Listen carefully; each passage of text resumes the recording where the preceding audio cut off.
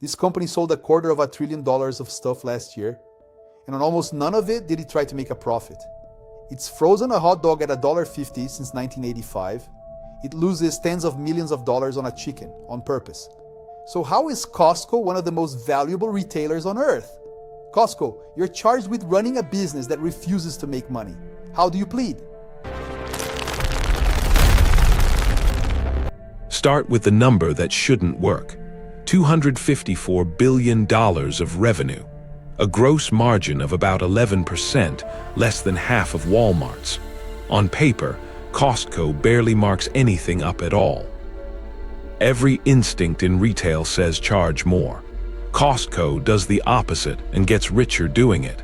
The court wants to know one thing: where does the money actually come from? Picture a corner coffee shop. It buys a bag of beans for $2 and sells the cup for $5. That $3 gap, the markup, is the whole game. Every normal store lives or dies on how big it can make that gap. Costco does something no sane retailer does. It caps its own markup, an internal rule, never more than 14% on a brand name item, 15% on its own Kirkland label. It deliberately refuses to charge what it could. Roughly 89 cents of every dollar it saves buying in bulk, it hands straight back to the shopper. It is, on purpose, one of the least profitable per-item retailers in the country. Exhibit A, the food court. A quarter-pound hot dog and a soda, $1.50. Same price since 1985, 40 years. About 130 million of them sold in a single year at essentially zero profit. When a CEO once begged to raise the price, the founder's answer became legend.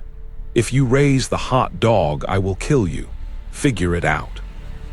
Exhibit B, the rotisserie chicken.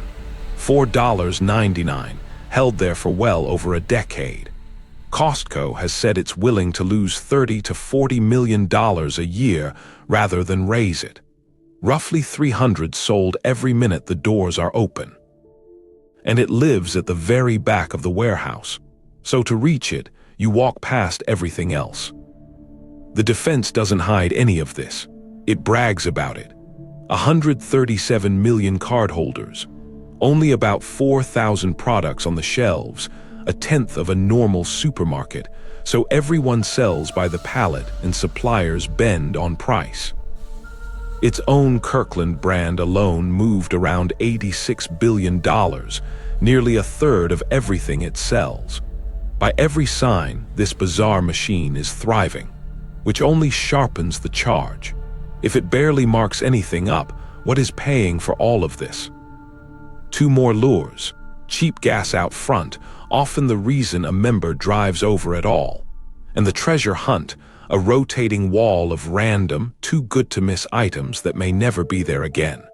Both exist for one reason: get you through the door again and again. But the prosecution rises, and it has a real case. Margins this thin leave almost no cushion. One bad year, one recession where members trade down, and there's nowhere to hide. Walmart's Sam's Club, BJ's, and Amazon are all copying the same recurring revenue playbook. And there's a crack in the armor. This year, for the first time in a while, the renewal rate ticked down. If the thing that pays for the whole model ever wobbles, the whole model wobbles with it. So here is the paradox in one sentence.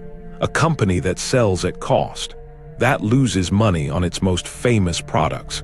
That caps its own prices by choice, and still cleared over $7 billion in profit last year.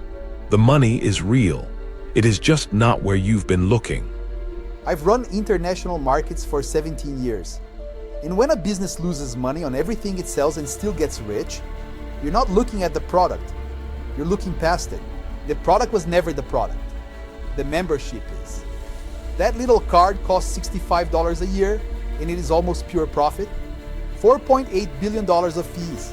That's about 2% of revenue, and more than half of all the profit Costco makes. The store runs at break even on purpose, so the card feels worth it.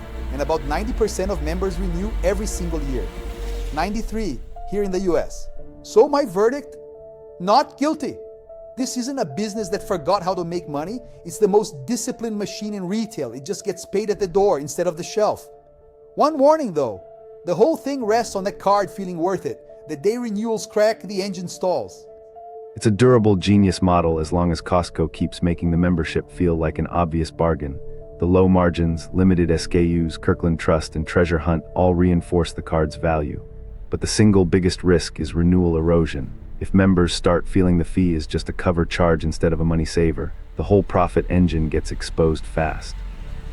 Based on the data, I analyze this as a durable genius model, since its profitability is decoupled from individual product margins and tied directly to member loyalty. The single biggest risk isn't a competitor's cheaper chicken.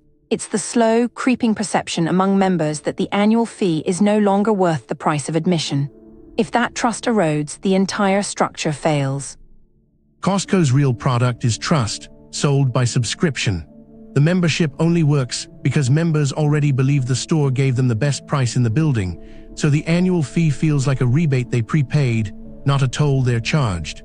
That's a moat a competitor can copy in form, but not in reputation, because reputation is earned one honest price at a time over decades. The real risk isn't Sam's Club or Amazon.